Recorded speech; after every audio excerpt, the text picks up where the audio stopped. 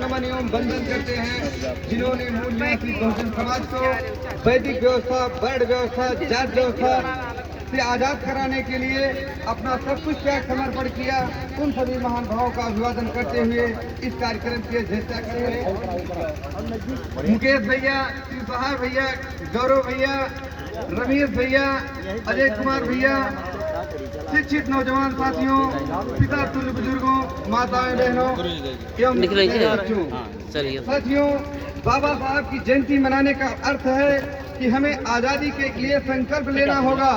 आज हमारे समाज की हालत जो है बदतर होती जा रही है। हमारे समाज के लोगों को पैसे के अभाव में इलाज नहीं मिल पा रहा है। हम अपने आंखों से देख रहे हैं 25 सालों से कुछ लोगों ने पैसे के अभाव में अपने माता पिता और अपने बच्चों को खोया है। साथियों, बाबा साहब अम्बेडकर इसीलिए लड़ाई लड़ते थे। जब 14 अप्रैल 1891 को भारत की धरती पर बाबा साहब का जन्म हुआ तो ऐसा नहीं था, अंग्रेजों का शासनकाल था, उन्होंने भी किल्लतें झेली। हम और आप कुछ त्याग समर्पण नहीं कर पा रहे हैं। बाबा साहब के पास 4 बच्चे थे। जब बाबा साहब का अंतिम बच्चा मर जाता है, लोग गांव के इकट्ठा होते हैं। लोगों ने कहा, औरतें रोती हैं, बाबा साहब जो होना था हो गया, लाइए पैसा लाइए, कफन लाते हैं और बच्चे का अंतिम संस्कार करते हैं। उस वक्त बाबा साहब के पास कफन के पैसे नहीं थे और बाबा साहब फूट फूट कर रोए।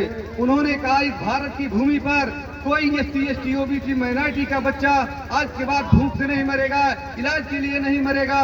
उन्होंने इस देश में अस्पताल खोलने का काम किया। किसी एक जाति बिरादरी को नहीं अधिकार दिया है, हम सबको दिया है। और साथियों, 8 अक्टूबर 1813 को जब समान शिक्षा नीति लेकर ज्योतिबा फूले जी ने विद्यालय खोला भारत में अंग्रेजों के शासनकाल से, तो हम लोगों को, हमारे समाज को भी पढ़ने लिखने का अधिकार मिला। और बाबा साहब पढ़ लिख करके क्या किए?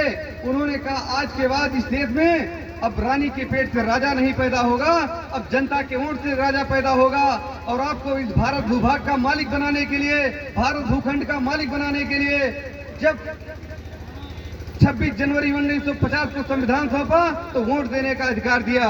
और वोट देने का अधिकार इसलिए दिया कि हमारे 85% के लोग हैं SC, ST, OBC minority, Sikh, ईसाई, इस्लाम, बौद्ध, जैन धर्म को मानने वाले लोग, ये हमारे भाई हैं, खून का रिश्ता है हमारा। हमें और आपको जब तक दोस्त और दुश्मन की पहचान नहीं होगी, हम इस देश के मालिक नहीं बन सकते। बाबा साहब कहा करते थे, लिख लो अपनी दीवारों पर, लिख लो अपनी दीवारों पर, थे देश के शासक तुम्हें इस देश का हुक्मरान बनना है। किसी के सामने गिड़गिड़ाने की जरूरत नहीं है। साथियों, हमारे आपके मानसिकता में जिस दिन बदलाव आया, उस दिन हम इस देश के मालिक बन जाएंगे। बहुत कुछ कहते हुए जितने संघर्ष से उनकी जिंदगी कटी, बाबा साहब 1944 में कह रहे थे कि हम सत्ता संपत्ति के लिए नहीं लड़ रहे हैं, हम संपूर्ण आजादी की लड़ाई लड़ रहे हैं। और हमारे समाज के लोगों को बताया गया कि 14 अगस्त 1947 को भारत देश आजाद हो गया। 12 बजे रात को सत्ता हस्तांतरण होता है। अंग्रेज ईस्ट इंडिया कंपनी 100 साल के लिए सत्ता हस्तांतरण करके गई है। केवल मात्र 100 साल के लिए भारत को आजादी मिली है। स्टाम्प पेपर पे लिखा है, जिसको नहीं पता है वो समझ ले कि अगर 100 साल में हम लोग अपने पांव पर नहीं खड़े हुए तो देश फिर गुलाम हो सकता है। इसीलिए देश में महंगाई, बेरोजगारी, बाबा साहब ने जब पढ़ने लिखने का अधिकार दिया, ऐसा कानून बनाया कि 5 साल से लेकर और 14 साल के बच्चे को निःशुल्क शिक्षा मिलने का अधिकार दिया। और 14 साल के बाद अगर बच्चा पढ़ता है तो उसे स्कॉलरशिप देने का प्रावधान किया। और बच्चा जब पढ़ लिख ले जाता है तो उसे सरकारी नौकरी देने का प्रावधान है। साथियों, भारत में जितने मंत्रालय हैं, सारे मंत्रालय खाली हैं, किसी की कोई नियुक्ति नहीं हो रही है।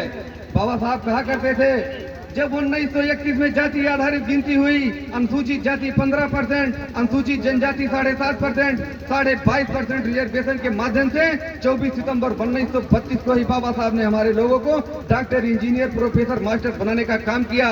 उन्होंने कहा, अगर हमारा समाज पढ़ लिख कर इसमें चला जाएगा सरकारी विभाग में, तो अपने समाज को जगाने का और आगे बढ़ाने का काम करेगा। लेकिन साथियों, सब लोग हमको आज जागरूक होने की जरूरत है।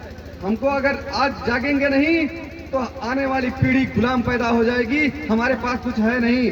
हमारे पुरखे जिन हालात में जिए हैं, उनसे पूछना, जिस तरीके से लोगों ने बताया हमारे लोग कैसे जिंदा रहे। हम लोगों को पानी पीने का अधिकार नहीं था, बोलने का अधिकार नहीं था, बैठने का अधिकार नहीं था, कुछ नहीं था। और शूद्रों को इसमें जो है बर्ड व्यवस्था लागू थी। 26 जनवरी 1950 के पहले इस देश में जब बर्ड व्यवस्था लागू थी तो बर्ड व्यवस्था में हम लोग क्या हैं? शूद्र हैं। SC ST OBC के लोग क्या हैं? शूद्र हैं। और शूद्रों को कोई भी अधिकार नहीं था। क्या किया इस षड्यंत्रकारियों ने? एक को सछूत बना दिया और एक को अछूत बना दिया, दो भाई में झगड़ा लगा दिया। इसीलिए ये मंच खाली है और ये जो है कुर्सियां खाली हैं। अन्यथा इतने बड़े गांव में आज हजारों की संख्या होती। एक भाई सछूत है, एक भाई अछूत है हम भाई ही, लेकिन न उसको हिस्सा मिल रहा है न हमको हिस्सा मिल रहा है। हम इस घमंड में हैं कि हम अकेले कोई कुछ नहीं कर पाएगा।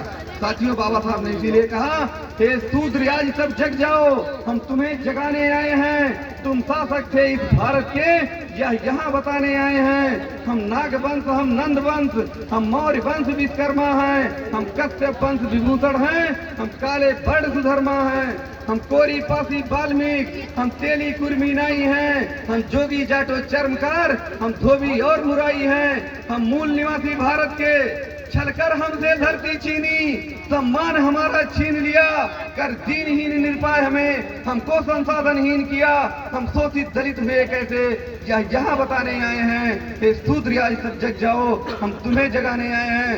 साथियों, हम आपके भाई हैं और 25 सालों से निरंतर, जब से इस भारत की कहा गया जननी जन्मभूमि स्वर्गाधिपते नमः, ये जन्मभूमि किसी की हो, ये स्वर्ग से बढ़कर है, ये हमारी माता है और आप हमारे भाई हैं। जिस दिन आप लोगों ने हमारा साथ देने का काम किया, ये गांव का नहीं, इस पूरे प्रदेश में बता रहा हूँ, बस्ती जनपद में बता रहा हूँ कि परिवर्तन आपको दिखाई देगा। किसी की बहन बेटी की शादी पैसे के अभाव में नहीं रुकेगी और किसी का बच्चा इलाज के दौरान पैसे के अभाव में नहीं जान देगा। ये मेरा आपसे वादा है। साथियों, आप हम पर विश्वास करें, हम आपके भाई हैं और जब तक कि शरीर में लहू का एक भी खून है, हम आपके संघर्ष के बदौलत आपकी लड़ाई लड़ने का काम करेंगे। गांव से लेकर प्रदेश तक आवाज उठाने का काम करेंगे। जय हिंद, जय मूल निवासी, जय संविधान, जय विज्ञान।